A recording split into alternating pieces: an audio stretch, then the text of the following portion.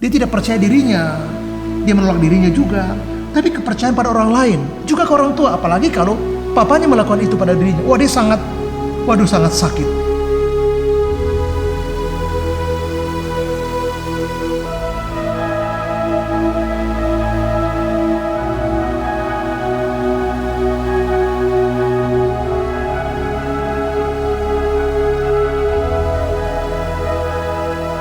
Kita bersyukur kepada Tuhan karena oleh kemurahan Tuhan hari ini kita berkesempatan untuk berbagi kebenaran firman Tuhan. Ya, tema saya hari ini adalah self harm. Ya, satu perilaku yang suka menyakiti diri atau tendensi atau gangguan atau kecenderungan perilaku untuk menyakiti diri sendiri. Sebelumnya saya akan membahas satu ayat dari Efesus pasal 6, tulisan Paulus kepada jemaat Efesus. Saya baca ayat 4 saja. Firman Tuhan berbunyi, "Dan kamu bapak-bapak, janganlah bangkitkan amarah di dalam hati anak-anakmu, tetapi dididik mereka di dalam ajaran dan nasihat Tuhan." Nah, self harm itu adalah satu fenomena yang menarik karena itu terjadi antara kita. Nah, tendensi untuk anak-anak remaja yang mengalami bunuh diri atau anak-anak yang mengalami bunuh diri atau kematian ya lebih cepat dari yang biasa adalah karena faktor salah satunya adalah perilaku menyakiti diri. Nah, biasa ini lahir dari satu pengalaman di mana waktu kecil mengalami banyak sekali pengalaman-pengalaman yang pahit. Apakah mengalami pelecehan seksual, apakah mengalami penganiayaan secara emosional, apakah mengalami penolakan atau mungkin kekerasan, baik kekerasan verbal dan fisik. Nah, ini terjadi di sana sehingga anak-anak yang mengalami pengalaman-pengalaman yang pahit itu menimbulkan reaksi atau gejala-gejala atau kecenderungan tendensi pada perilaku self harm itu. Nah, saya ingin mengatakan bahwa self harm sebagai sebuah fenomena dalam diri anak-anak kita itu satu tantangan yang menyedihkan. Tapi itu fakta. Kecenderungan yang didapatkan dari WHO itu bahwa angka ini makin hari makin meningkat. Ya, sehingga ini membutuhkan satu kesadaran dan juga antisipasi bagaimana untuk menolong anak-anak ini supaya mereka tidak terjebak lebih jauh ke sana. Nah, ini sesuatu yang menyedihkan. Nah, pikiran-pikiran untuk melakukan kekerasan ini atau kecenderungan atau tendensi ini atau gangguan seperti ini bukan gangguan jiwa seperti bipolar atau schizofrenik atau orang-orang yang mengalami borderline disorder di titik batas orang-orang yang stres depresi.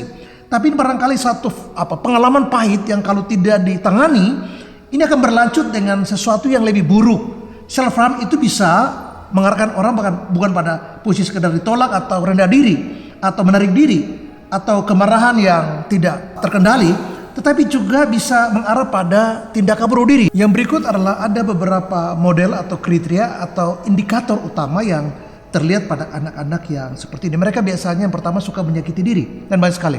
Biasanya perempuan lebih banyak.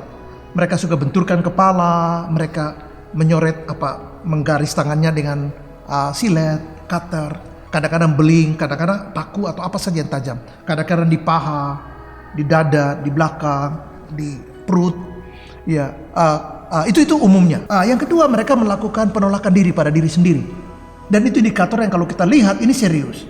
Yang ketiga, mereka biasanya punya sikap yang negatif thinking, negatif feeling, dan juga negatif attitudes. Cenderung mereka adalah orang-orang yang bersikap negatif karena situasi mereka. Nah, kita tidak boleh mengatakan, kamu gitu-gitu negatif, gitu-gitu. Kita tidak boleh begitu, itu namanya menjustifikasi karena kita dangkal untuk memahami mereka, bahkan tidak paham. Nah, yang keempat ialah mereka gampang sekali untuk menyalahkan diri karena situasi mereka yang demikian. Dan saya ingin mengatakan bahwa ini jangan kita remehkan.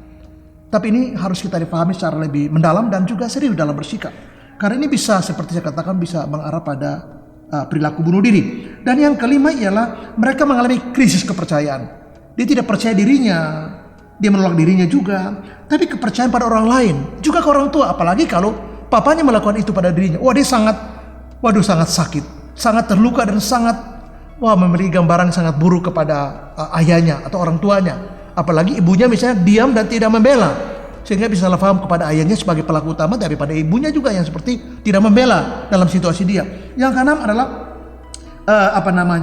ini mengarahkan mereka untuk mereka lebih give up pada situasi mereka karena mereka tidak punya orang bisa mereka percayai, guru. Ya, saya membimbing dan orang itu meragukan saya, "Bapak kayaknya nggak ngerti saya deh." Dalam pembinaan dia tidak terima apa yang saya katakan, gagasan saya, nasihat saya ditolak. Karena bagi dia, saya sebagai pembimbing itu hanya berteori.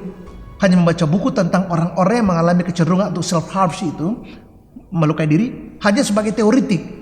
Dan memang saya nggak punya pengalaman itu, tapi saya tidak serta-merta lalu kemudian tidak memahami. Mungkin merasakan, iya tidak. Karena saya tidak mengalami, tapi saya bisa menyelami dan sedikit memahami apa yang mereka alami. Dan itu seringkali ditolak. Dan yang terakhir, bisa seperti saya katakan bunuh diri. Ada 7 indikator yang kemungkinan kalau kita lihat itu, ini sesuatu yang penting untuk kita tidak boleh abaikan. Ini penting untuk kita tindak lanjuti. Ini penting untuk kita pikirkan bagaimana solusi yang terbaik untuk memahami, tapi juga untuk menolong mereka. Ketika ada trigger, ada persoalan, ada stimulasi tentang situasi yang mau menyakitkan diri dan yang mengalami ruinasi, lalu kemudian melakukan hal yang sama, dan itu berulang, berputar-putar ulang. Dan ini sekali lagi bukan gangguan jiwa seperti schizofrenik atau bipolar atau yang lain seperti itu. Tetapi kalau ini tidak ditangani, ini bisa menjurus ke sana, bahkan ke tendensi yang ketujuh seperti saya katakan tadi adalah upaya untuk melakukan bunuh diri. Dan beberapa kali pernah melakukan upaya itu, tapi kemudian Tuhan tolong tidak terjadi. Dan ini sesuatu yang serius untuk kita pahami dan tidak lanjuti. Maka tadi saya sebutkan 7 tadi. Nah kalau itu kita lihat, katakanlah tidak usah full, 30% saja yang kita lihat dari indikator ini, maka kita harus serius. Asli harus serius. Kenapa? Kalau tidak, ini bisa terjadi tindakan-tindakan yang menyakiti diri. Dan orang tua punya PR ialah dia harus betul-betul back lagi dan melihat bahwa ada riwayat yang ia lakukan entah sengaja atau tidak pada diri anaknya. Nah, dan ini harus sadari. Nah, beberapa orang tua karena meninggal, mereka tidak sempat mengoreksi diri mereka. Tapi orang tua itu masih hidup. Apakah ibu yang tidak membela anaknya waktu mengalami kekerasan, abuse daripada suaminya atau ayah anak ini biasanya juga dianggap sebagai tidak membela dirinya, sehingga dia merasa kok nggak ada orang yang sayang sama saya, ayah saya begitu kasar tapi ibu saya begitu pasif, seolah-olah begitu. Dan itu kemudian kalau tidak dikoreksi, tidak segera diluruskan, sepanjang hidup anak itu akan merasa bahwa memang seperti itulah kenyataannya. Dan ini sulit sekali untuk dikorek. Kenapa sulit dikorek? Karena dia kan tertutup. Kenapa sulit dikorek? Karena kalau dikorek itu selalu melukai diri. Dia mengalami ruminasi atas pengalaman buruk di masa lalu. Nah, kecuali ada orang yang dia percaya. Kecuali orang yang dia bisa yakin bahwa orang ini betul-betul ya memahami dia dan mengerti dia dan mau menolong dia. Nah, serius. Kalau itu tidak ada, dia akan tertutup. Nah, kalau ada orang seperti ini, maka dia harap orang ini bisa memberi sedikit pencerahan, cahaya, untuk kemudian dia bisa mulai pelan-pelan terbuka. Dan ini tidak bisa sekaligus, ada proses di sana. Karena semakin dia percaya, dia akan semakin terbuka. Semakin dia percaya, dia bisa menyatakan sesuatu, dan ini bisa menjadi awal untuk kemudian menolong dia dan menolong dia untuk keluar dari semua krisis menyakiti dirinya sendiri. Ada 5 hal yang penting bagi anak-anak seperti ini. Yaitu pertama, kita harus membawa mereka kepada Yesus. Mengapa? Karena hanya Yesuslah yang bisa pulihkan hidup mereka. Hanya Yesus. Kita mendoakan mereka supaya mereka membuka diri pada Yesus. Itu pertama. Yang kedua, bahwa anak-anak ini butuh kepercayaan. Kalau kita sebagai orang tua masih hidup, maka kita harus bereskan ini. Kita harus rendah hati untuk mengakui bahwa kita bersalah. Dan pengakuan itu tidak boleh sekedar membela diri, tapi betul-betul kita mengakui bahwa kita bersalah. Nah, cilaka masyarakat Asia jarang sekali mau mengakui kesalahannya, karena ini seolah-olah merendahkan dirinya. Padahal anak-anak yang terluka, Alkitab katakan jangan sampai kamu melukai anak-anakmu, membuat mereka terluka dengan sikapmu, sehingga mereka menyakiti diri mereka sebagai respon atas situasi dia yang sulit. Nah, dia butuh kepercayaan, itu yang kedua. Karena anak-anaknya tidak percaya, bahkan orang tuanya, apalagi orang tua sebagai pelaku utama. Pembimbing, pendeta juga nggak percaya. Mungkin juga Tuhan yang nggak percaya. Kan dia bertanya, di mana Tuhan waktu saya mengalami ini semua? Kan itu pertanyaannya. Dan ketika kita mengalami krisis, itu pertanyaan yang sering kali kita pertanyakan. Di mana Tuhan waktu saya mengalami keterpurukan seperti ini? Waktu saya mengalami krisis seperti ini, Tuhan itu di mana? Kok Tuhan tidak intervensi? Kata dia mengasihi. Nah, orang-orang yang seperti ini harus dibawa pada Yesus. Yang kedua, mereka harus dibangun kepercayaan bahwa kita betul-betul bisa dipercaya. Dia membutuhkan kasih, dan kasih itu bicara penerimaan. Anda bisa terima dia nggak? Nah, ini sulit. Mengapa? Karena selama ini dia tertolak. Karena selama ini malah kekerasan, baik fisik, baik verbal, sexual abuse dan segala macam. Karena sosial juga dia ditolak karena situasi, dan dia merasa dia tertolak. Dia menjauh dari Tuhan karena pikir Tuhan juga tidak membiarkan pada dirinya, dan lebih seperti membiarkan itu terjadi. Nah, ini butuh yang keempat, konsistensi. Bawa dia pada Yesus. Doakan dia supaya dia betul-betul bisa menerima Yesus, karena Yesus pulihkan dia. Bangun kepercayaan bahwa kita bisa dipercaya. Saya bisa dipercaya. Sebagai pembimbing, kita harus tanamkan kepada diri orang yang mengalami krisis untuk melukai diri bahwa saya bisa dipercaya. Kau bisa percaya sama saya. Dan untuk itu, kasih itu ya menjadi bagian ketiga yang berbentuk penerimaan yang tulus. Dan anak itu tahu apakah kita tulus menerima dia atau tidak. Kalau kita hanya pura-pura menerima supaya terlihat senang, ini justru menyakiti. Karena dia berharap dia bisa percaya pada kita, ternyata kita manipulasi. Nah, konsisten atas sikap kita pada dia menjadi sangat penting.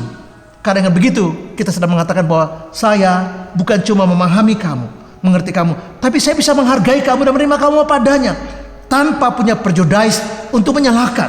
Dia sudah cukup menderita dengan pengalaman dia. Dia sudah cukup terkapar dengan kesedihan dia, terluka dan parah. Mengapa kita datang dan melukai dia lagi? Nah, dia butuh penerimaan diri. Disitulah dia bisa menghargai dirinya, karena ada orang di luar dirinya yang secara objektif dia tahu, dia sadar bahwa menerima dia tanpa menyalahkan dia, bisa memahami situasi dia dan mengatakan bahwa saya bisa dipercaya, saya mengasihi kamu, menerima kamu. Dan dengan begitu dia juga tahu bahwa Tuhan juga akhirnya mengasihi dia, menerima dia tanpa syarat. Dan ini membuka pintu untuk dia terbuka dan membuka pintu untuk dia pulih dari perilaku self harm. Dia juga tahu bahwa Yesus telah mengalami luka juga di salib, bisa memahami apa yang dia alami selama ini dan menolong dia untuk pulih dalam Kristus. Tuhan Yesus memberkati kita dan shalom, amin.